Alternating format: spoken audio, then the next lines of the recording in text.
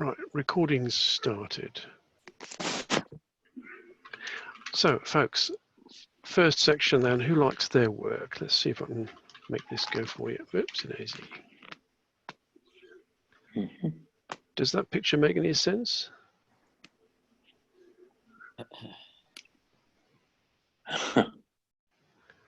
So, any guesses?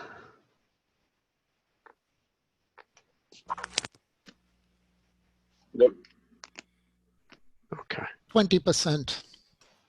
20%. 35.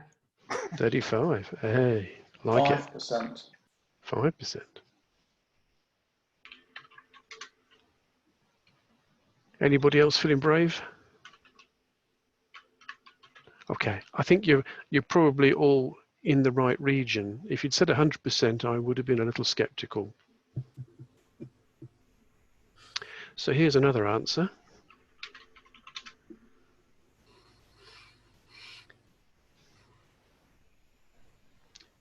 I don't know if you're into sports, but imagine a football team, sorry, soccer team for those of you on the other side of the pond.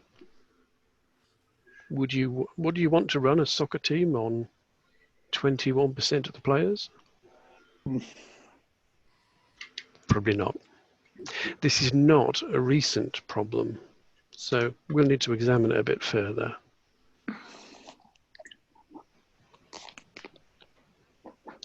So the next section is about motivation. At least I'm sticking to some of the agenda now. First of all, organizations are made up of people. There really isn't anything much else. They're not made of machines.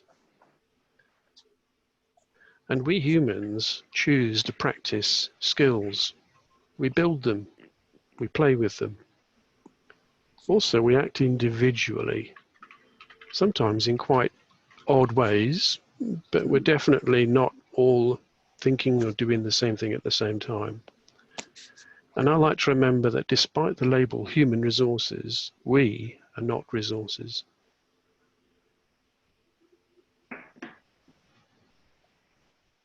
So let's go through a little bit of meat on this. Another quote for you.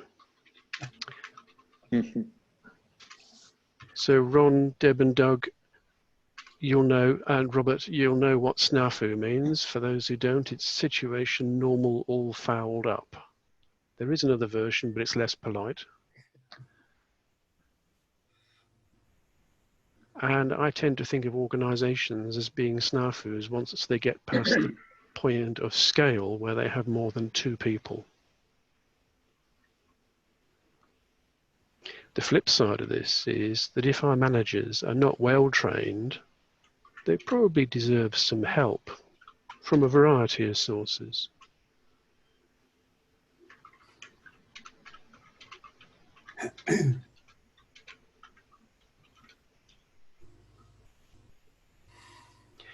So this is how organizations actually don't work.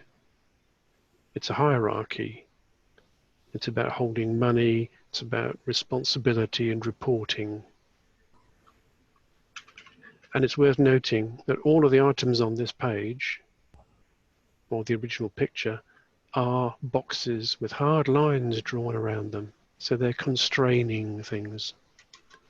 They don't really talk a lot about movement or practice. More about mine and yours. So question for you folks. Which groups in any organization create this structure?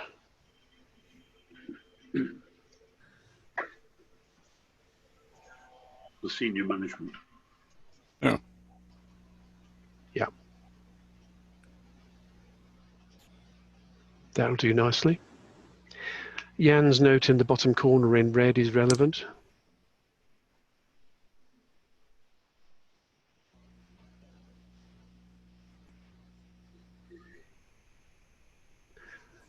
In my view, this is how work is more practically done.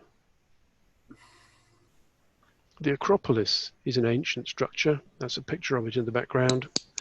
And so is the problem of organization in the singular. Now, just as then, staff work across structures to make things happen, and they adapt to reframing. How often do we find a new leader comes in and says, I'll have a restructuring? And despite that, we make it work. The informal values of the organization, its culture, is a second organization that works more in this direction than it does vertically. Are we okay with that? Yep. Yep. Okay, folks. All of the little brown boxes on pages are links to a bibliography which is at the end of this, and when the notes come out you'll have all of the sources available. So let's talk about the turnover of staff. I'd like each of you to think about a friend in need. You probably know where I'm heading with this. It doesn't need to be yourself, but think about an experience that's probably second-hand. The turnover of staff is rarely actually measured in the real sense. It's only measured as head count or the gaps in filling jobs. But one thing's for sure, it's often massive, it's always painful, and it costs real money as well. And it's expensive to the culture because there's a change of people. They're moving along. And it's contagious. It is. Well done. Thank you. And that is culture, isn't it? It's a contagion which may be for the better. And it's also an opportunity for leadership. Yes, spot on, Doug. Thank you for that. Oh, I've got to let somebody in. Olafemi, he's coming in. Good morning, Olafemi. Welcome.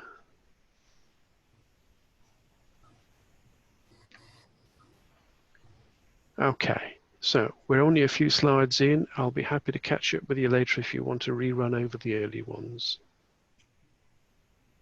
I'm just going to go back to here. Next slide. Most companies have a set of these pithy statements, and it's worth just reflecting for a moment on the staff reaction to them. Is there anybody else on the call who's fed up with hearing answer the phone in 3 rings? Yep. Pretty common, isn't it? Yep. When we do try to operate by these values, does anybody else follow suit?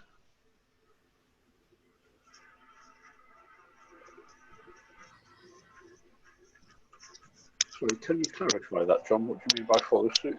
Do you mean in the organisation or people outside the organisation?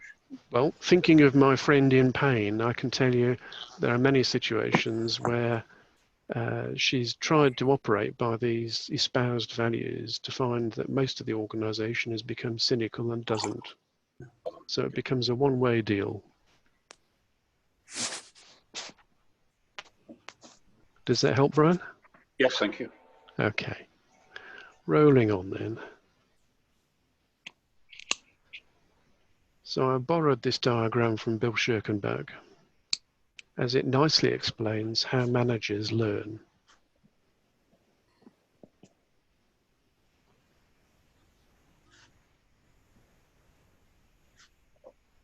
Bill is fond of saying the only reason to collect data is to take action. And this has a neat circularity to it. Work the cycle, rinse and repeat.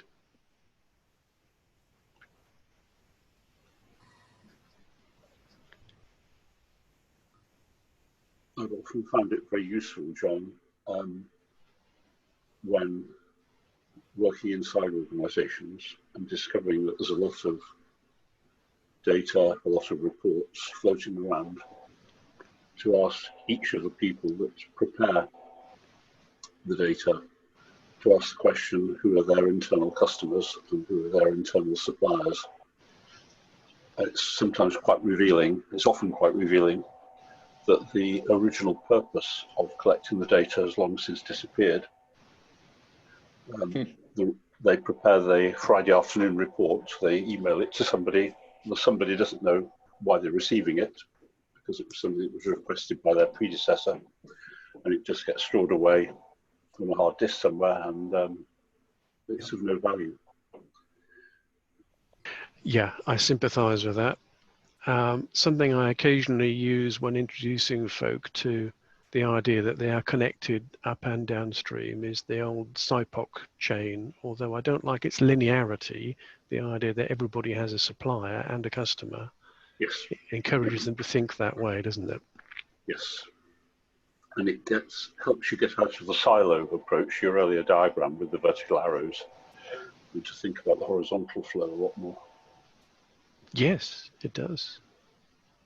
So while we're looking at this and saying this is how managers do or should learn, does it apply to anybody else in the organization?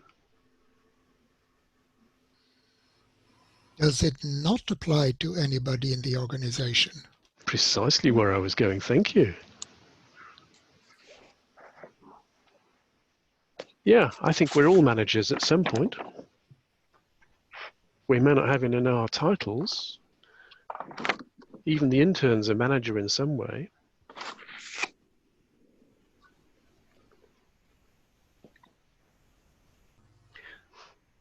If things go better from following this cycle, then there's some benefit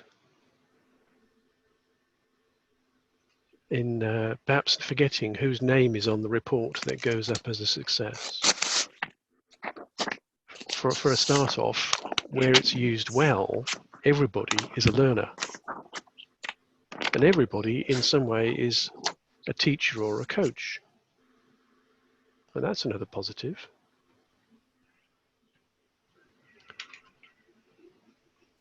So in the name of productivity, I suggest this cycle encourages all of us into cooperation.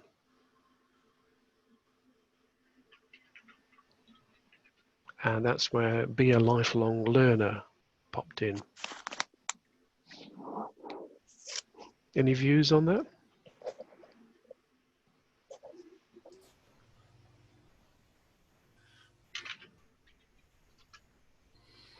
Okay then, sounds like it's going down. Let's move to the next one. Here we go. So let's have a look at some habits that your friend in pain may have observed in one organization or another.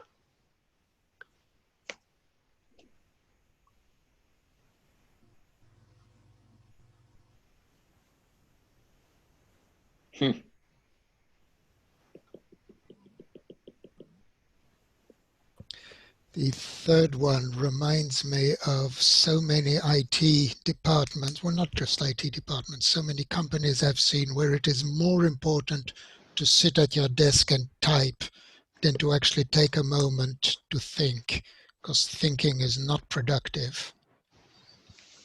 Yes. Yes, I appear to be doing something, leave me alone.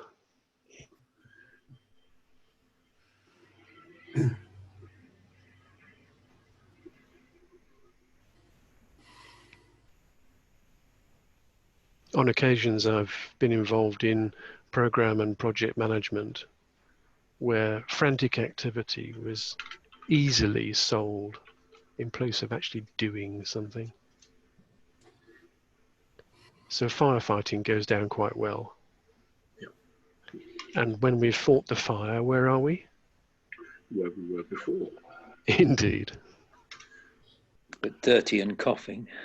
Yes, and we've probably lost something of value in the first place. And the firefighter's probably been promoted somewhere else. That's right. Yes, and they probably get bright yellow overalls to wear that are clean rather than the scruffy ones they had before. Best firefighters are usually the ones who created the problem in the first place. Curiously, there have been cases where firefighters have been so close to it all that they've ended up setting fires because the system encourages them. So firefighters. And I've always found they get the ear of senior management. Yes. So these traits are actually, hard work for the rest of us, but I suggest we should not let them stop us having some fun.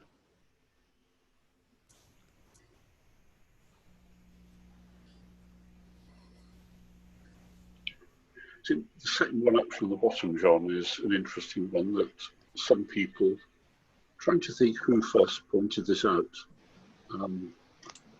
have regarded as being an output of the education system. In that you very quickly get discouraged from having a cross by your piece of work. So you don't take risks. You don't want to be seen to have failed. Yes. Rather than being encouraged to explore, make some mistakes, learn from those. So you've got 8 out of 10 in your spelling test or whatever it might be, when you're about 5 years old, doesn't encourage you to take risks. Oh yeah. Yeah, I'm with you on that. Can I ask a question, John, about firefighting? You mentioned earlier, when they're not fighting fires, do they not engage in education? And is that more important than the real work of putting out fires? Completely agree, Norman. You're right. The purpose of firefighting is to give us space in which to do the other things, and the balance between them should shift. But in services that are tight for time and resource, if I can use that R word again, we may not get enough to balance the slide in the right side. So I can't give you an easy answer to that. I think if we're distinguishing between real firefighters and the imaginary ones we were talking about in other organisations, Norman's absolutely spot on, because in the UK I know for a fact that the number of house fires has diminished massively over the last decade or two, largely because of the amount of effort that the fire service have put into helping people install protective measures and, in essence, educating people. So they very rarely now go out to a house fire. Yes. Now, I know that in some other countries, the firefighters have other duties, paramedics, for example, in the USA. But in this country, they don't have those other duties, so they spend quite a lot of time not doing a great deal. I don't want to decry their efforts or their bravery, but they're certainly not out on the road to the degree that the ambulance service are. Whereas that used not to be the case. Now, what we don't want, of course, is some clever person in government getting hold of this and somehow diluting the number of firefighters, because when they are needed, of course, we need them in quantity. Yes, absolutely right. So if you take the aim of the UK firefighters as being saving lives, then they've done a great job. But they've sort of done themselves out of the exciting business of fighting fires. I pick up on the exciting business of fighting fires. I love jazz. I don't know if anybody else loves jazz, but in America, there's a fantastic group called the Firehouse Five. They were all firefighters that loved jazz. So they started the Firehouse Five, and they just have fun with their jazz. And they wear firefighters' uniform and helmets when they perform. And when they got famous in the States, 2 other firefighters wanted to join them. And so the Firehouse Five became Firehouse 5+2. And there they remained and continued to give me exceeding pleasure whenever I listen and watch them. I wonder, Norman, when they're playing something, do they dash off and fight fires and leave you hanging? That is a question I still have to answer. Well, I'm jolly pleased to hear it. One of the problems, John, is that the fire brigade's funding by region is based on the number of fires and emergencies they tackle. So the more you have safety systems in buildings which prevent the fire in the first place, which is a much better outcome, the less money the regions get. You're right, Kevin. It's a perverse system that almost incentivizes doing the wrong thing. Absolutely. And it can't be very pleasant being measured on doing more of stuff you know is avoidable. Didn't someone talk about avoid managing by metrics and replace it with leadership? He did. Yes, and we need to hear it more.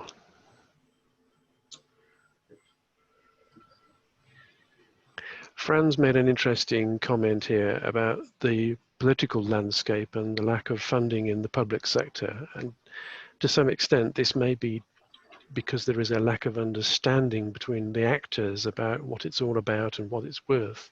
Although personally, I don't hold to that belief. I guess within a single organization, we're always part of a larger organization like a sector or an entire country.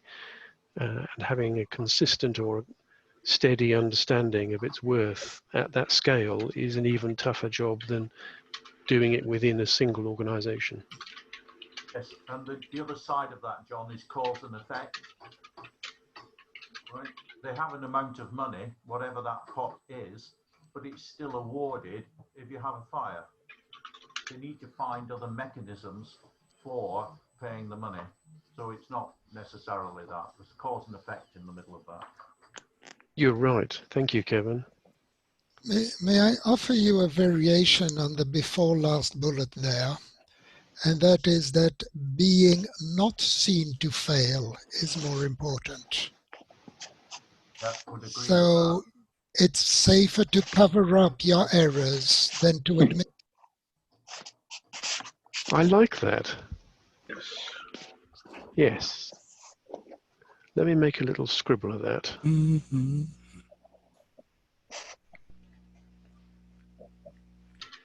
And what does that breed?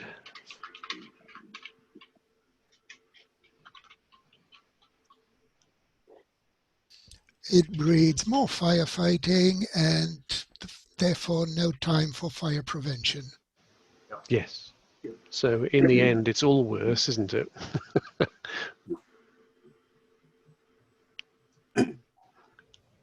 We probably could get into drawing nice causal loop diagrams to show all this, but I think you've covered the territory, folks. That's very good. Thank you. Are you okay if I move on to another? Yeah. Mm-hmm. All right. So here we are talking about the flip side of that. Workplaces are full of contradictory statements. So here's a few of them.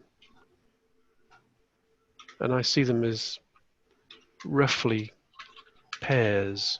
Do this, don't do that. Do this now, but oh, when I change my mind, do it another way.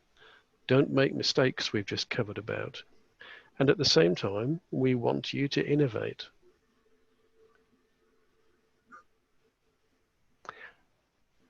Folk like many of us are used to being asked by organizations to come and do something for them on innovation. And yet they're very poor in general at recognizing the sort of traps that employees are in between these conflicting points. So maybe they don't need to commission us to do things on innovation. They just need to take the brakes off, kill some of the diseases.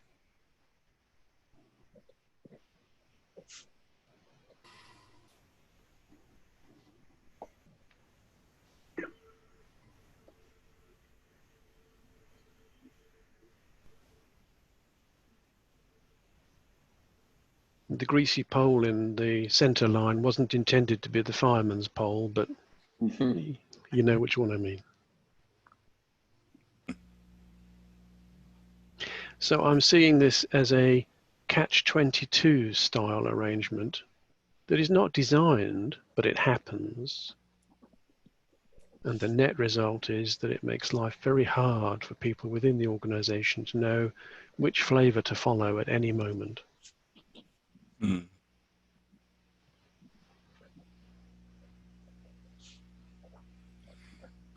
Well, you got your different reward systems, you know, your pay for performance, rating and ranking your people, stacked distributions, these kinds of things will all drive this kind of behavior. Yes. Yeah, absolutely. I do know people who used to work for Hewlett and Packard when the two gentlemen ran it, and they said it was a very fair place to work. I had a friend that did that. He worked there, and they had their, they didn't use individual rewards. They shared the profits with the whole company. Yeah. Then somebody else, who was it, the woman came in and she said, no, we can't operate this way. I remember those days, yes. She changed and it fell everything. apart. Yes. Yeah. But then she was the nominee with the best rep on Wall Street. Yeah. Carly Fiorino, I believe, was her name. That's the one. Yes. Yep. Good memory. Not that good. Well, I stopped following HP after that. It's like seeing an old friend with a very bad haircut.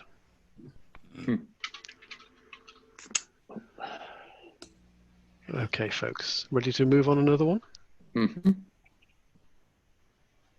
All right, so the meaty chunk of this then is, so we're thoroughly fed up now. Let's have a plan for your fed up friend. Let's build a few ideas.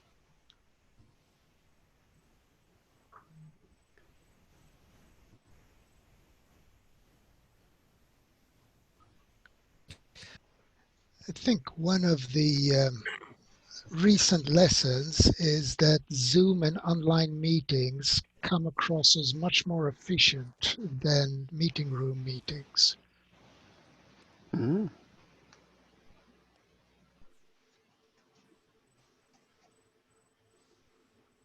Tell us a bit more about how you see that efficiency. The time limitation focuses people to stay on topic. While when you're in a meeting room with biscuits and coffee provided, you've got every reason to draw it out. So people tend to stay on topic. It's more difficult to interrupt. It's extremely difficult to have two people speaking at the same time, which in a meeting room you nearly always have. And if there is something that doesn't interest you, you can just switch off your camera and walk away, and nobody knows the better. While if you're forced to sit through the boring parts of a meeting that have got nothing to do with you, you become disruptive. Yes, spot on, Peter. However, I do believe there is a fortune to be made for the person who identifies how to bring the water cooler or coffee machine moment to Zoom, where I can accidentally bump into someone I would normally never have a meeting with. I just happened to go to and get a coffee at the same time as the CEO, and we have a friendly chat. And I think that is so important, and we've lost that completely now. Yes, I agree with you. There are times when a nod, a wink, just a shrug conveys so much more than we can see on a computer screen. That would actually be possible on Zoom with the random breakout room feature. So maybe, John, for a future meeting, we could try that, where every now and again we break everybody into pairs, and they have 2 minutes just to talk to each other. Well, would you folks like to try that now? I can organise that for you. I think it's something that really you need to prep. Otherwise, it could be complete organised chaos. That's just a personal view. Okay. Yeah, Is there John? any? Go on, Deb.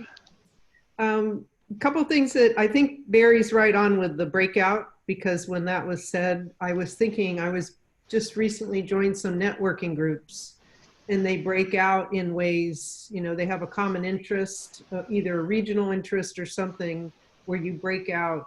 I can see it working with companies, but you have these dialogues and you get 2 minutes. It's like speed dating, but you get 2 minutes to talk about things that you care about.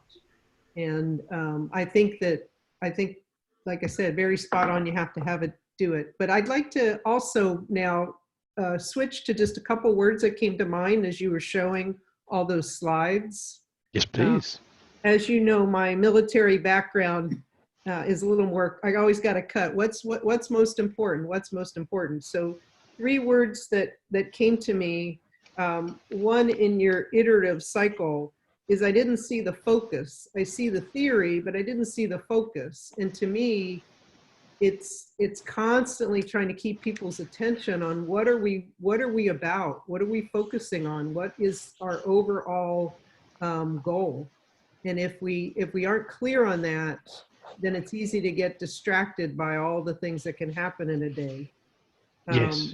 And it affects performance, it affects morale, because there's some who are very focused on what they thought we were doing, but that doesn't mean what they thought we were doing was exactly what is still relevant today.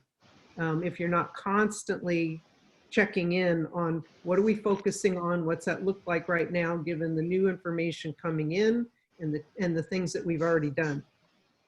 The second word that came to my mind was, you popped in the question piece, but to me, it's where's the leverage? Where's the leverage? And the leverage is the questions. The questions that we ask offer the greatest chance of leverage in many ways. And one way that I see it as an example is, we talked about the engagement piece, and I'm not going to hurt any feelings here, but I know that we had stats that the US was at least 30% before all this chaos happened in engagement.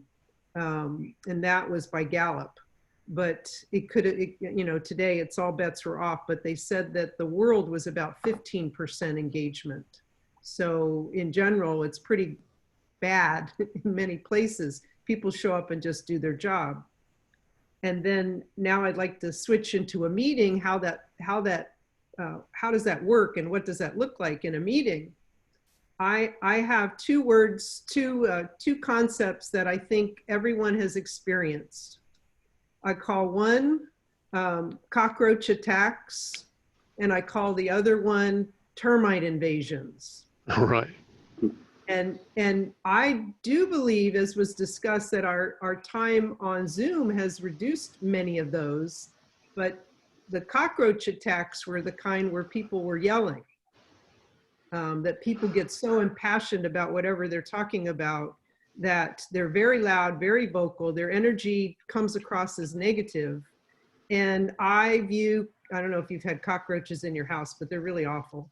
But it's just like cockroaches spewing out of their mouth, and every time they allow their mouth to stay open as they're doing it, I feel that cockroaches are icking everybody and growing in masses and coming back at some unpredictable time to attack you. And you can't get rid of them. You can have a nuclear bomb and you can't get rid of them. So anyone who's negative, you really need to first, and you have to do it in a nice way, because I get to the termite invasion. You have to do it in a nice way, but you have to figure out a way to be disciplined and control that. And then the last thing that I want to talk about is the termite invasions. Yes. Cockroach attacks are icky, and they are disruptive, and they waste a lot of time. But termite invasions are the things that completely destroy a structure. In Hawaii, a ground termite can destroy a house in a year if you have enough of them. And so termite invasions are those little snide comments that maybe they've turned off their Zoom and they're saying it. I don't know, but in the meeting space, they used to say it openly. They'll say, "John, that's never going to work," or something. You offer an idea, and it gets to the essence of looking at why would someone want to offer you their best. If a leader's job, I believe it, and I know that Deming did too, is to bring out the best in all of us. If you allow any termite invasions to happen in a meeting, you're going to shut people up. They naturally don't want to talk because they're thoughtful. I call them thoughtful, not shy. They're thoughtful, they're thinking, but they're not willing to offer up anything. And especially if it's almost the end of the meeting, they're really not going to offer anything up. But I go back to leverage and why everything's related in a system of systems. If you ask them the right question, and I'll just give you one example, John, we're ending the time that I'm going to talk right now, but I really value your thoughts on this topic because I know you spend an enormous amount of time working on it. Would you mind sharing your thoughts? And now I'll turn it over to you. No, I like that, Deborah. Thank you. Rather than shutting a termite out and leaving resentment, asking them a question that encourages them to change their paradigm has got to be a powerful way. Yes, well, the person who's doing the termite invasion, usually I ask them a question. I ask the group a question. I will ask the group a question. I'll say, well, John, you said this will never work. And I'm wondering what anyone else might want to say about that. I don't have to say it. I just have to call it like the referee. And most of the time, I would say 90% of the time, people like you, John, would say, I said that? I didn't mean to say that. Or at home conversations, they say, well, I didn't say it that way, right? Wonderful. So yeah, people can be more brave than they realize. Yeah. Martin here. Hello, Martin. I like that discussion there. And in relation to Zoom meetings, here we are with a proper agenda. Does anybody attending think that Zoom meetings have driven the better use of agendas in a business meeting? Because I've just been sitting here reflecting, and it seems to become much more normal in face-to-face meetings. And I'm not going to name the companies, but I'm aware of a few where I'm told that they often have a business meeting with no agenda.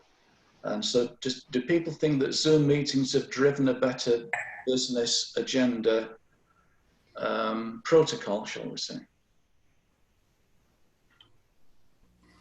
I think it depends. I think to some extent, but it's not yet the solution. Yeah, I didn't think it'd be a solution. I'm just thinking, is it promoting a better practice for a more efficient meeting? That's all. Does this relate to the reference to having focus in our previous discussion from the States, the lady from the States? Folks, in the chat box, Fran has typed a very interesting note about agendas focusing meetings and the need for a good chair to be able to stick to time. Spot on. Structure in meetings is quite different from structure in organizations, isn't it? It depends what you're aiming for. Is it most important that we cover the stuff we said we would do, or is it most important that we leave on time, or is it most important that we let 3% of the time do I'll say this again, 3% of the people act as termites and go away saying, well, that wasn't much use. And we need to be quite honest. Go on, Martin. Also, it's important to say, when we have the meeting, what's the aim and purpose of the meeting? Who is the, if you like, the timekeeper, all the usual stuff, but more importantly, what actions do we take away and what do we agree to do post the meeting and bring back to a future meeting. And so often I see that does not happen. You're right, yes. And whether it's voluntary or paid, general practice is not particularly well tied to either of those, is it? I like Peter's comment, PAL, purpose, agenda, and limit. That's a nice little TLA. It is, isn't it? I would like to make a bid for having some meetings with no agenda, because it's surprising what can emerge. I mean, dialogue a la the physicist Bohm's particular techniques were actually a group of people sitting in a room with to contemplate, and so, you know, maybe we should occasionally have contemplative meetings where things might emerge that would never emerge with an agenda. But that's not every meeting, that would be just occasionally. I like that, Barry. Anybody else interested in having a free-form meeting another day? I strongly support what you're advocating, Barry. This is Ray.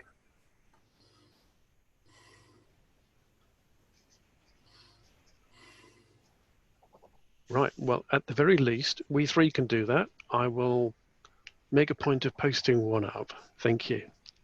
Personally, I quite enjoy having a chat about things we haven't spoken about for a while and we left unfinished when we last met. Can you move that we three to we four? Indeed. Peter, you're on. Can I just come back to the work Yes. conversations? So coming back to that, obviously when you bump into someone in the corridor or at the, you know, the breakout area or the brew room or the filter, you know, where you get the filter, you know, filter water or whatever. Yes. That's not a forced thing.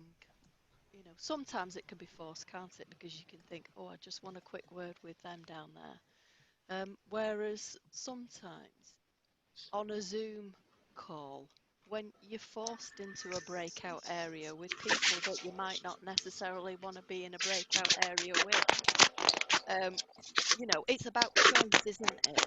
You know, you choose when you go and make a brew. Yes.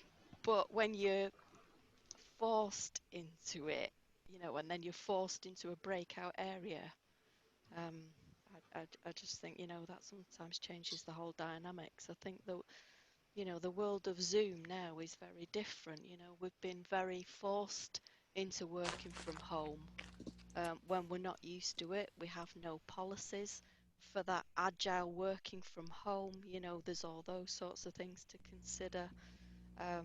You know, and I do believe that the home shouldn't be an extension of the office. You know, I've got particular views on that as well. I mean, for some people it'll work, for some people it won't. You know, I might be going into different subject areas here today, but you know, that might be for a different day. But it's just, you know, thought I'd just share that. You're on, and I can sympathise with that. I certainly changed my view over that on that point over many years, and it is context driven, I think. It depends who you work with and how your situation is when you're not there as to whether you can tolerate it. Absolutely, and you know, and there's a lot of power struggles going on as well, isn't there? You know, within the work Yes. environment, there's always people jostling for a position. Yes. So, yeah. Well, to pick up on Fran's point about that separation, at least today you're all volunteers. I'm hoping that nobody was forced to join this meeting. Would you mind if I step on a bit? I have a couple more things I'd like to cover. I may abbreviate a couple of points on the way through. Can I very quickly make a point here? Because yes, I was Peter. just looking at the picture you put on your slide and wondering why you chose it. And I realized that there's obviously a manager on horseback with a big feather pointing in the direction of the charge. And there isn't a single other person who seems to be looking in the same direction or listening to the manager who's pointing. So I guess you had a message to pass there. Yes, I was trying to say something like that, and also that despite the trumpeter and the flags and all the rest of it, it's a damn mess. Mm. This is a picture from the Battle of Waterloo, allegedly. So a good point there. I'm sure each of us can take different things from a picture, but it was intended to say this is not as neatly arranged and as planned as we imagined. It's emergent at the very best. Does that help? Yep. Okay. Right then, folks, here we go. Quickie, if we're interviewing folk, what are the things we look for to help us in sifting the heap?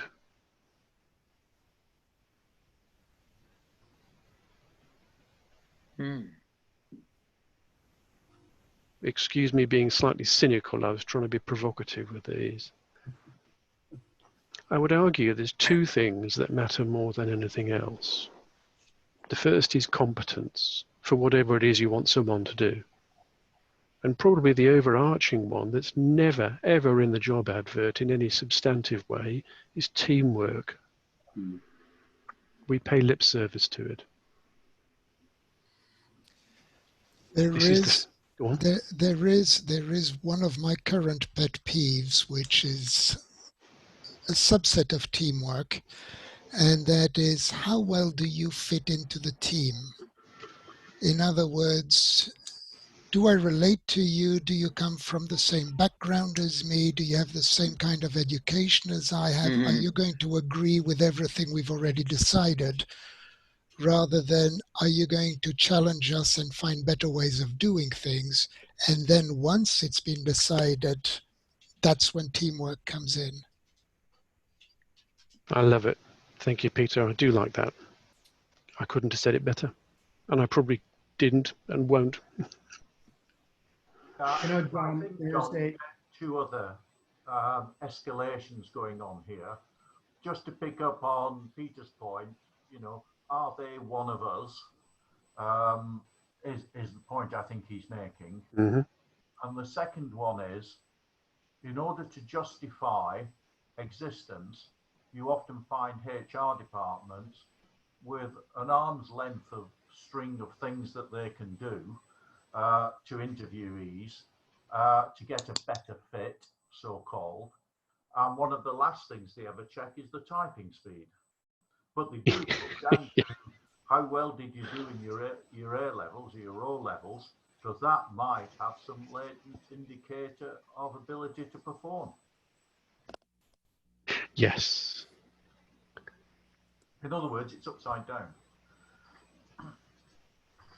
Yeah, I remember being asked that when I had an interview with ICI, and a long time ago, and I said to the guy, why are you asking me that when I have 2 degrees? And he said, oh, it's part of our policy. If I don't ask you what your O level and A level grades were, I will be heavily criticised, and it might affect my bonus.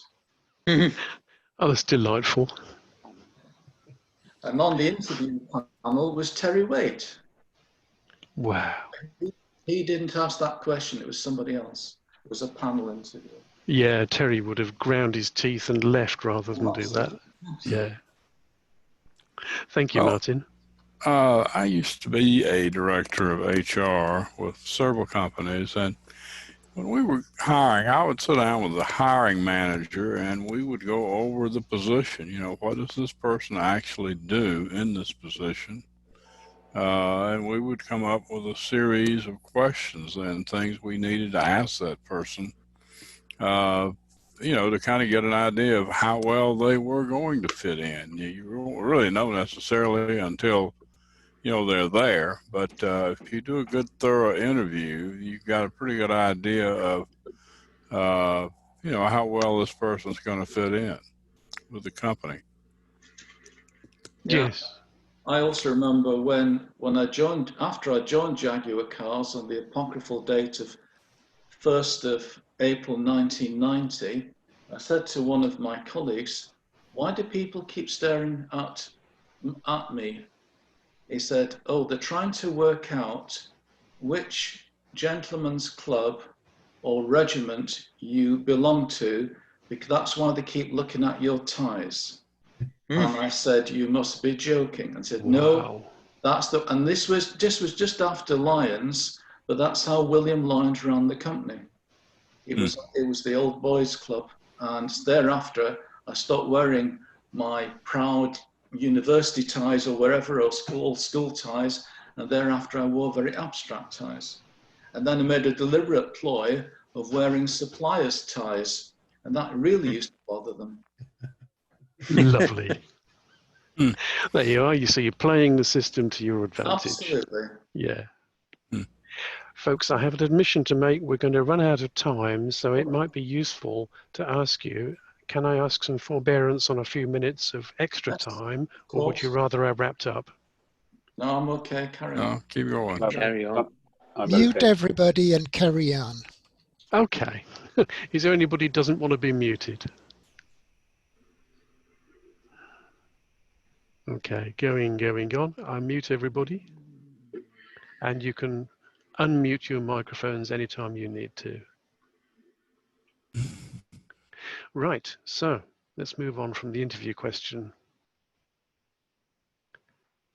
Now, this diagram might look very complicated, but for me, it's about the distinction left and right of a double bar. To be doing the right work, which we call effectiveness.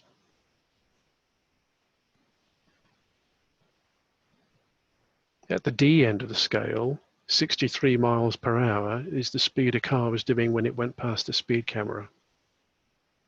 Information would say the speed camera is at this place and the limit on that piece of road is 60 miles per hour.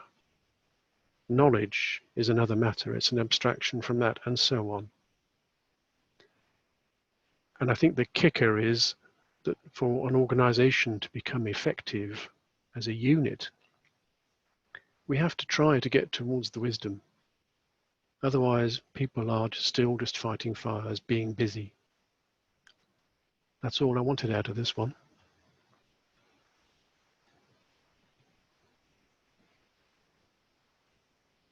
So, a lovely paper entitled, One More Time, How Do We Motivate Employees?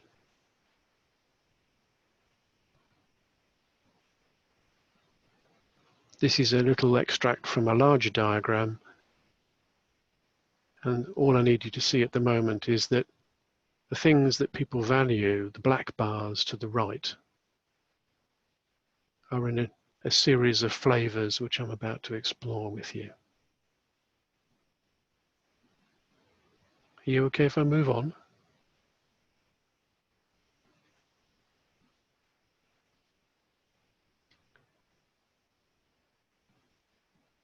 If you take away only one thing from today, please let this be it. Businesses really don't need consultants to bring about innovation. We can release innovation, but we probably have to redesign many of the ways we operate within our organizations to do it.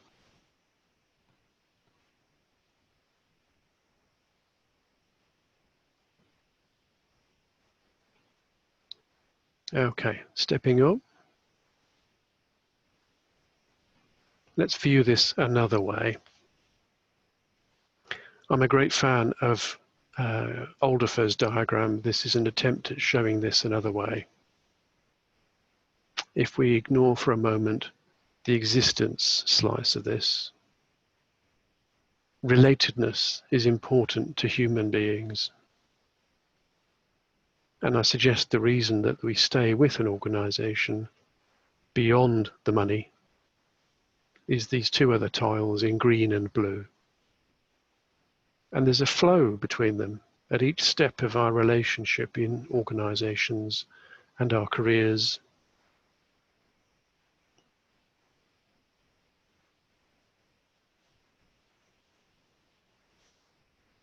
So existence, relatedness, and growth. I like the term fulfillment.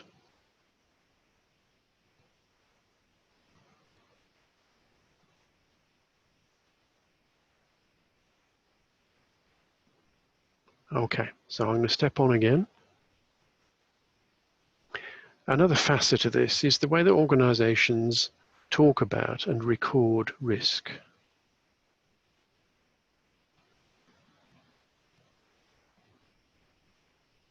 And my dipstick question has often been, who is best placed to recognize, evaluate, and report on risks?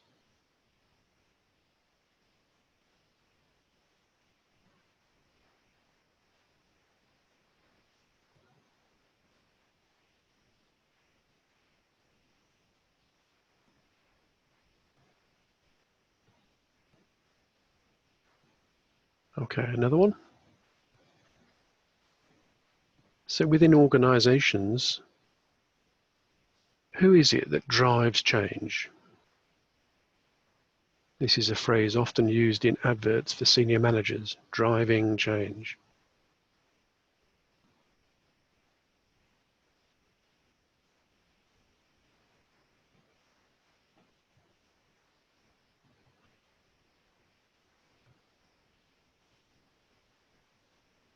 Fran makes a very interesting point in the chat box here about an organization that has a lot of folks who have worked their way up.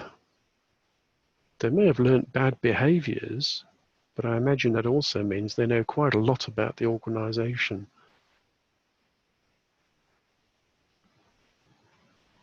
Any comments on that? If you want to unmute yourselves.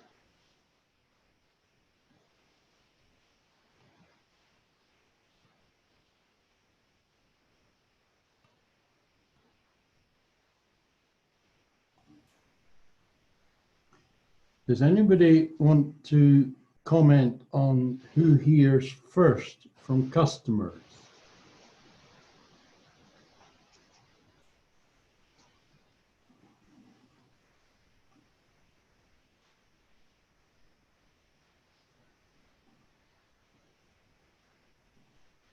Usually the frontline workers. Yes, Barry.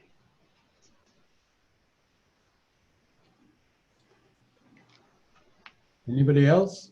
Yeah, it can be the CEO. I know Ralph Speth, the retired CEO from Jaguar, was contacted by another CEO of another company who told him how bad her £180,000 Range Rover was. Oh, priceless. That's the sort of feedback everybody needs, but probably sooner. Yeah, and I think she was on the call for about an hour using very impolite language. So the question would be, did anybody else know it was that bad before then? Yes, because then he sent an email to everybody in the business. Okay, I think that was a proven then.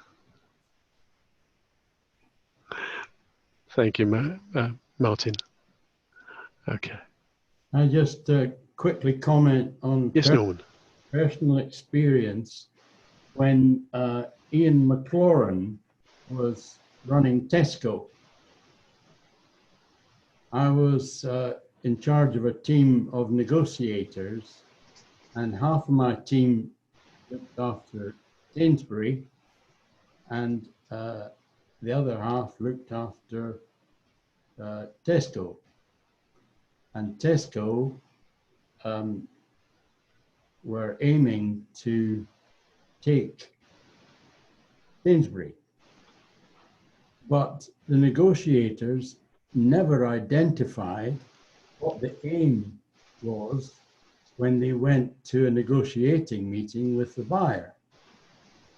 And it was only after I had an informal discussion with one of the senior managers that the word had come down from the top, from Ian, your job depends on whether we take Sainsbury or not. And they took Sainsbury. So everybody in the negotiating team, the rest of the company, the production, every single person were sworn to secrecy that Ian had said this. But it worked.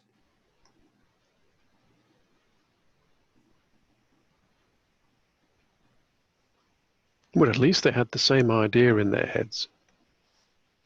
Was it a wise thing to do? Oh, that's a totally different question for another meeting.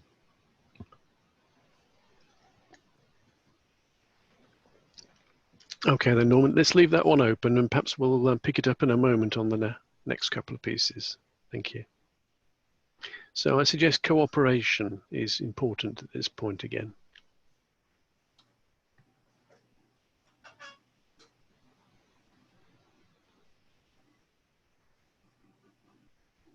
Maybe the question at the top of the page is a diversion. I wonder if it's better to be valued in the modern organization than simply happy.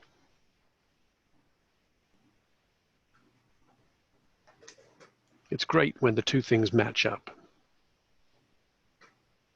So that's just a thought. Now, I was going to spend a bit of time on a whiteboard, but I think you've been very good as a group inputting things. There probably isn't much need. You've been enjoying yourselves on the call, so I'll take that as a given for now. Let's move on. One of the skills in navigating inside organizations is seeing what's going on. In this diagram, if you look at the little dashed line, imagine this is an iceberg and that's the sea level. Most of the iceberg is hidden and you definitely can run the ship into it. So there's real value in seeing more than just the event. It's too late then.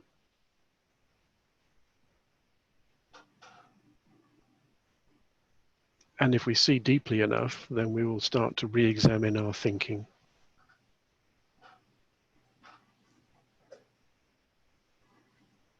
And moving on again. My final point is an unashamed quote. If a lot of what we have spoken about represents fear and uncertainty in the workplace, this is a great quote to end with. We deserve better.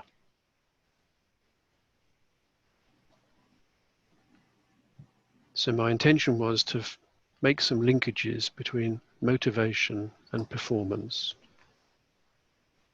And I welcome some comment on that. Again, have a look at the chat box. There's some good stuff coming up in there. John, somebody once said that the director of a company should ask the staff what they do when they're not at work. Yes.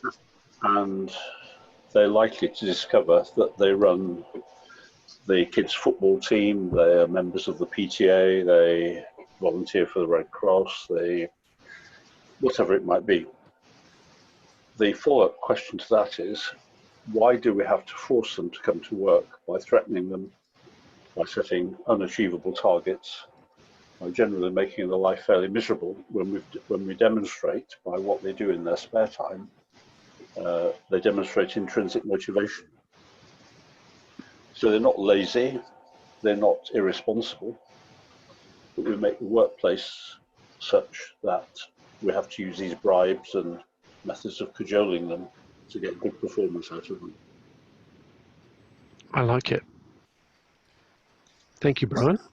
One of my favorite exercises as a consultant in culture change is talking to as many people as possible and asking them the question, in 5, 10, 20 years' time, why would you want to work here when you know you can earn more money somewhere else?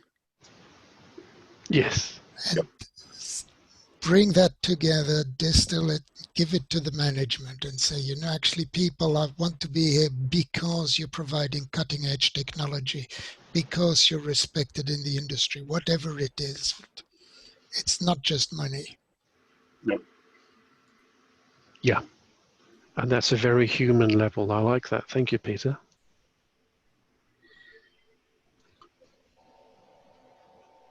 Well, folks, I begged indulgence on time. You've been very helpful and very forthcoming, and I've had a whale of a time. So is there anything else I've left undone that you want me to talk about? I'm okay.